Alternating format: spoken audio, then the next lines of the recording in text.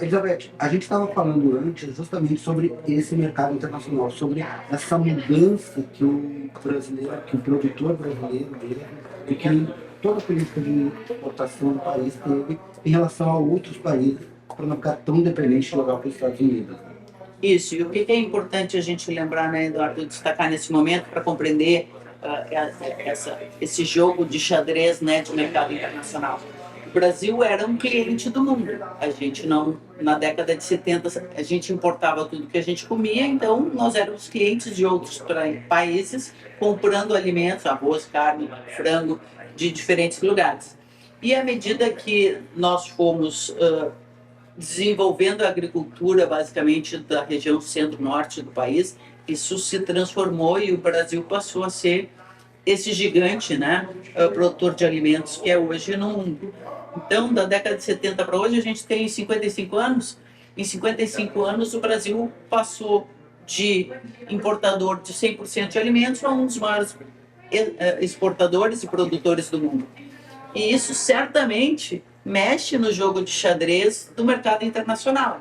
Então, quem estava estabelecido numa situação de conforto no mercado internacional e quando percebe a chegada do Brasil, que vem crescendo com uma potência muito grande, né, de forma exponencial nesse período, porque é um período curto para uma transformação tão grande em termos de produção de alimentos, a gente causa estresse, né, nesse mercado que estava numa situação de conforto. A nossa chegada tira todo mundo da situação de conforto. E como nós somos um país muito grande em área e com uma capacidade ainda de poder expandir áreas agrícolas, coisa que a gente não fez, o país não ampliou, o Brasil não ampliou a área, praticamente não ampliou a área explorada com o agronegócio, mas sim, na mesma área, aumentou a produtividade. Então, se a gente tiver uma pressão muito grande internacional de necessidade de produção de comida, a gente ainda tem área para expandir, se for o caso, para chegar ainda a patamar maiores de produção e de exportação de alimento. Mas tudo isso para dizer que o mundo ficou, aqueles atores que participavam do mercado internacional de comércio de alimentos, ficaram com receio do Brasil, que vinha chegando com muita potência. E aí, por conta de jogo de mercado, usaram por muitos anos a sanidade animal como algo negativo para descredenciar o Brasil, né? E, consequentemente, em resposta a esse desafio, o Brasil passou a cuidar muito, de forma muito rígida, do controle de sanidade animal e garantir, então, segurança alimentar e sanidade animal, para que a gente pudesse ter argumentos para combater essa discriminação dos nossos produtos. E isso ainda acontece, de forma bastante pequena, mas ainda acontece, porque é um argumento que tentam, por exemplo, usar que alguns estados que ainda não tinham, não eram estados do Brasil que ainda vacinavam contra a aftosa, não podiam entrar no mercado de frango, né?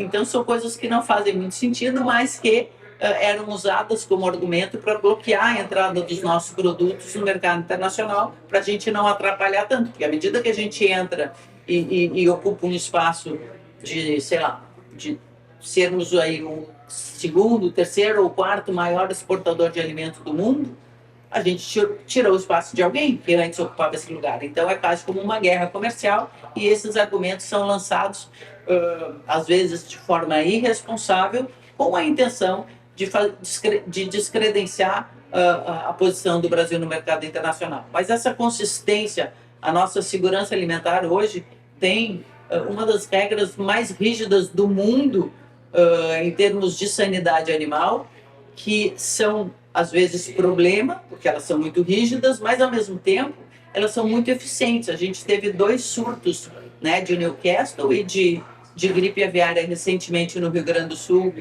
nas aves, e a gente conseguiu prontamente, num período recorde, conseguir conter e controlar esses focos por conta justamente dessa rede de trabalho envolvida em sanidade animal extremamente competente. E é justamente esse tema, quando você falava, Elizabeth, sobre essa questão da sanidade animal, a primeira coisa que me veio à lembrança foi justamente essa crise que nós passamos, né, aqui no Rio Grande do Sul, em relação à gripe aviária. Como que o Estado e o país, porque na verdade essa crise aconteceu no Rio Grande do Sul, mas afetou toda a cadeia nacional. Isso. Como é que a gente conseguiu sair? Por que que a gente saiu tão rápido? Porque a gente já voltou a exportar. Isso. Nessa semana passada, mais 4 mercados Aderiram. anunciaram a retomada da compra.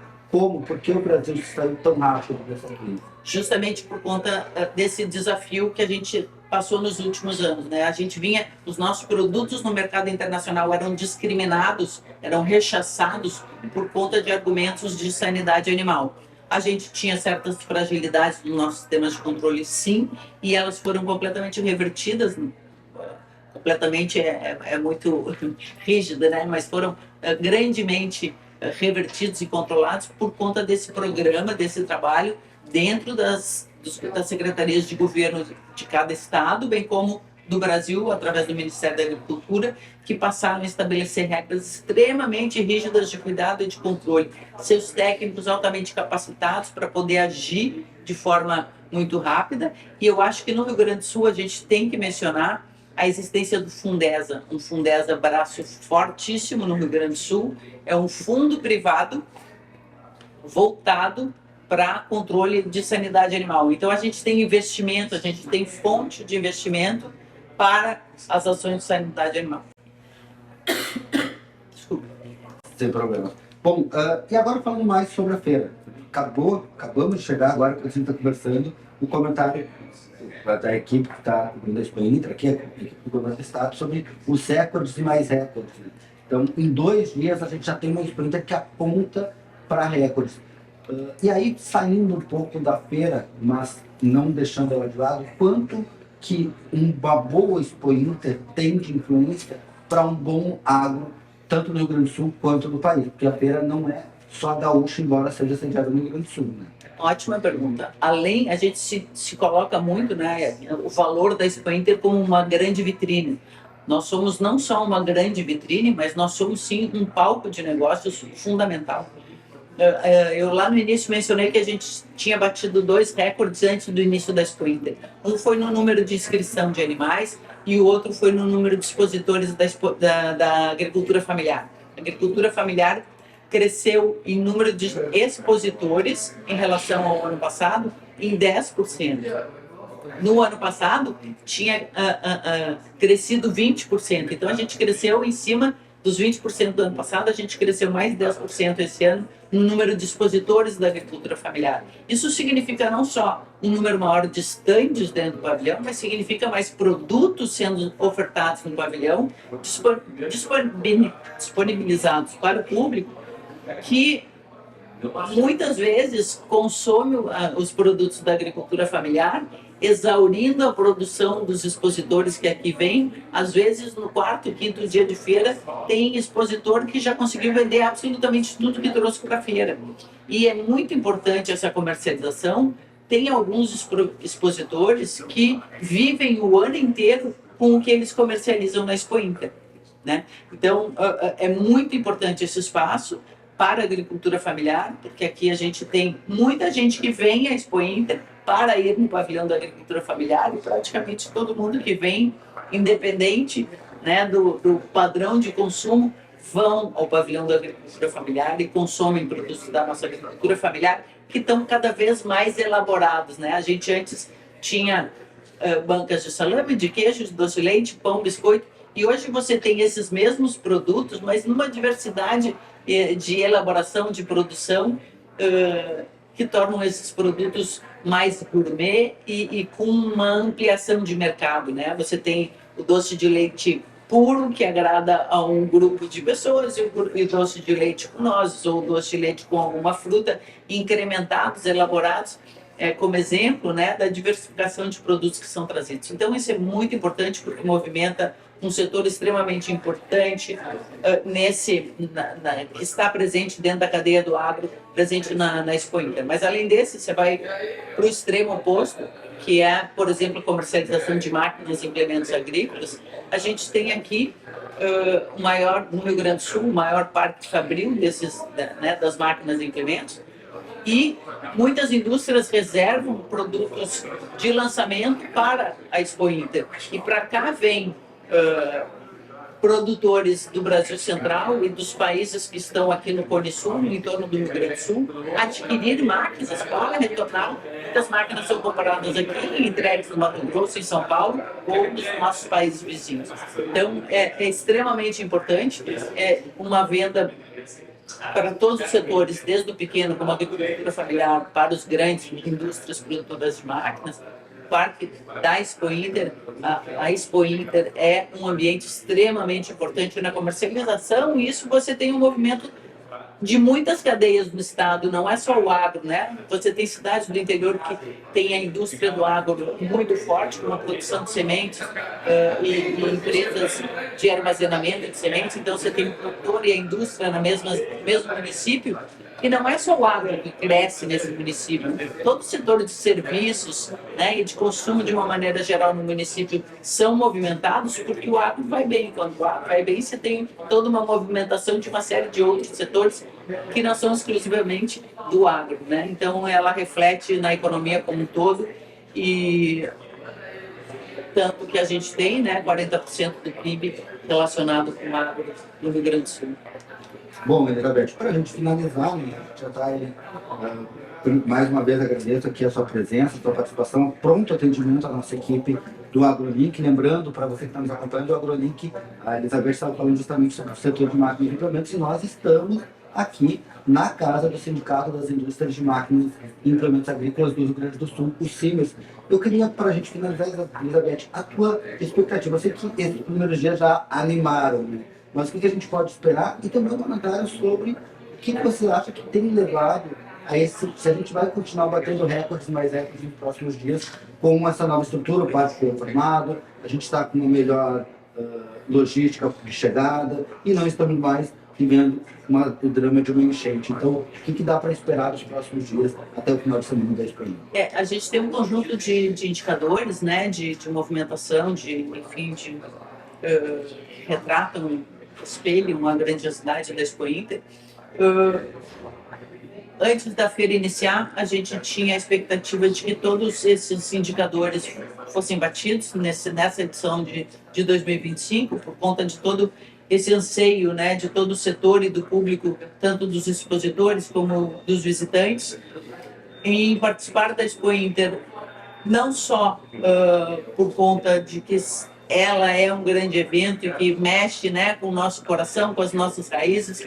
O gaúcho gosta muito de vir à Expo Inter e os nossos visitantes de fora também, mas além disso a gente sai, né, como você mencionou, de um ano onde a gente teve enchente, crises de saúde e de emocional importantes relacionadas com aquela maior tragédia ambiental que viveu o nosso estado. Então, toda essa recuperação do ânimo e, né, de relacionamento e de bem-estar das pessoas, com a necessidade de retomada de negócio mesmo, né? A gente, naquela época, a gente estava, quando realizamos a Expo Inter de 2024, a gente estava saindo do momento onde era, logo depois da enchente, onde o nosso principal objetivo era salvar vidas, né? E quando teve a Expo Inter de 2024, foi a abertura da retomada de negócios, foi o primeiro evento que aconteceu no Rio Grande do Sul depois das enchentes, com o objetivo de dar oportunidade para que os gaúchos retomassem a atividade econômica para sair daquela situação de tragédia que a gente estava vivendo. E agora a Expo Inter de 2025, ela vem como uma consolidação dessa retomada de negócios, de superação, tanto que o nosso lema é que o futuro tem raízes fortes, né? O nosso futuro está intimamente relacionado com essa nossa garra, com esse nosso sentimento de superação, de persistência e de superação no sentido de estar sempre tentando melhorar, não só de superar a crise que a gente viveu e a tragédia que a gente viveu ano passado, mas de fazer melhor sempre, né? Então aí a gente tem essa evolução na tecnologia relacionada com o campo, por exemplo, que ela vem ano a ano se superando em todos os momentos, né? A gente tem a criação de novos produtos, de novas tecnologias, de novas sementes, de nova genética, sempre ampliando a produtividade. Então isso é uma coisa que está no nosso sangue.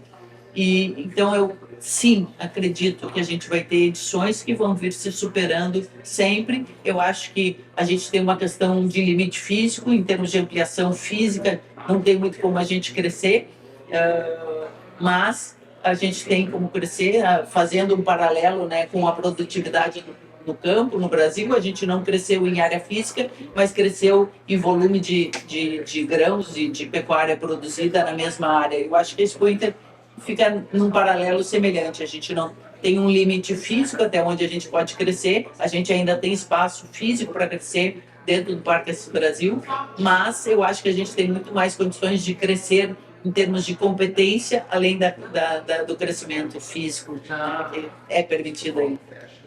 Tá certo, então. Essa então é a nossa subsecretária do Parque de Exposições Assis Brasil, onde acontece a Expo Inter.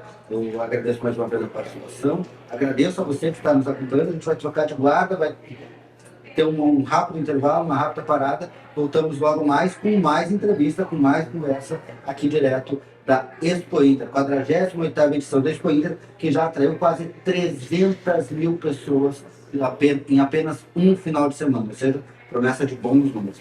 Zabete, deu um ótimo trabalho, sei que vai ser uma semana bastante corrida, de muitas reuniões, mas um ótimo trabalho para você nos próximos dias. Muito obrigado, Eduardo, uma alegria estar aqui com vocês no AgroLink. E para aqueles que estão nos ouvindo, fica o convite. A Expo Inter vai até o dia 7 de setembro, temos ainda uma semana pela frente e mais um final de semana com promessa de sol, pelo menos no sábado, a gente tem hoje a previsão. Então aí a possibilidade de a gente receber o público que na segunda e na terça-feira, hoje e amanhã, a gente tem entrada franca para excursões escolares, tem que fazer um cadastramento, no site tem as instruções.